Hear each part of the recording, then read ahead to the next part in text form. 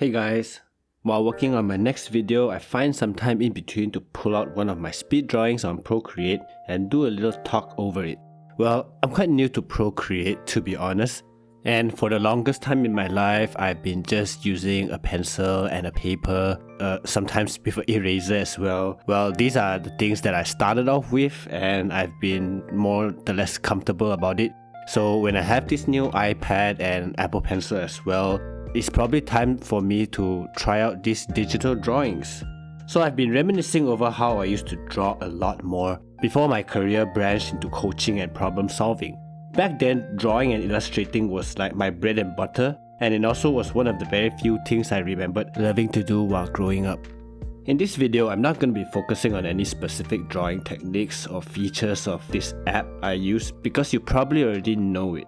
What I do want to mention is that back in the days I used to be drawing everything on paper. You know, I had a pencil and a paper and that's all I ever needed to get my ideas rolling. Oh yeah, and an eraser could come handy at times.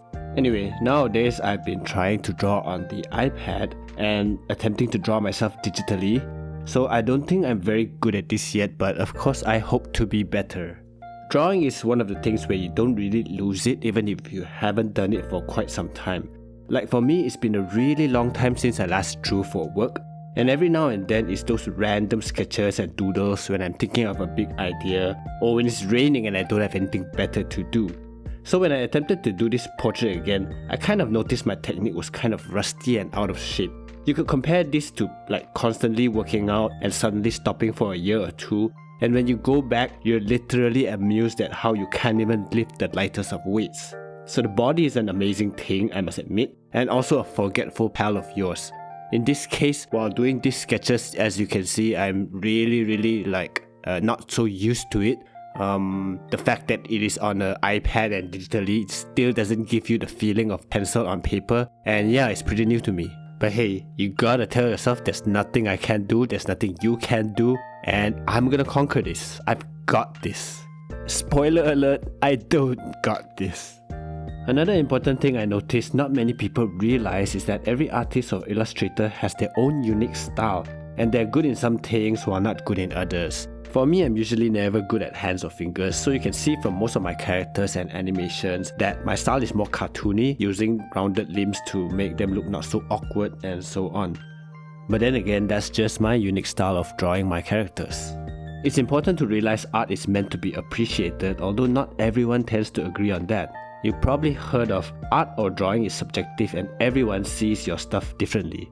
While that is true, it doesn't take away anything from you as an aspiring artist or illustrator.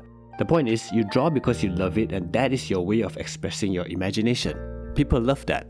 When I was younger and when it was still a thing for me, I often took feedback in the wrong way.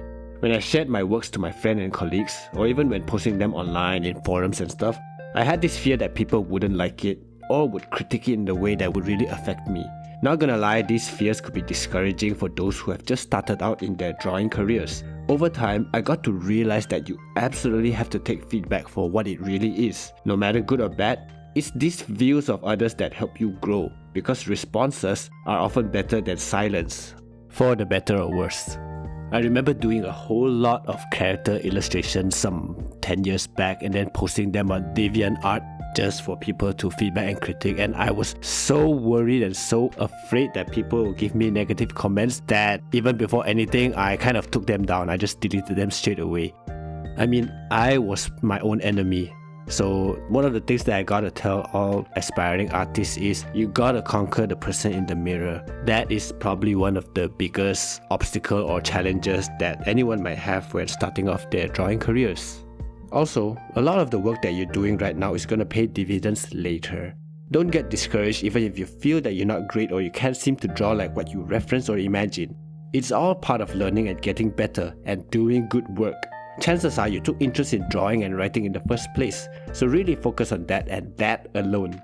Why do I say that? Because when you focus on something that makes you happy, eventually it's going to connect with someone else out there who is happy at the same things or was made happy by seeing your work. And you enjoy doing it even more, knowing that there are like-minded people out there just like you. So these are some of the tips for you to get better at drawing. Or like me, training my skills again. It's just like going back to the gym after a long period. Look towards getting better every day as your motivation, and that's all I got for this week. I'll see you guys in the next video, and thank you for watching.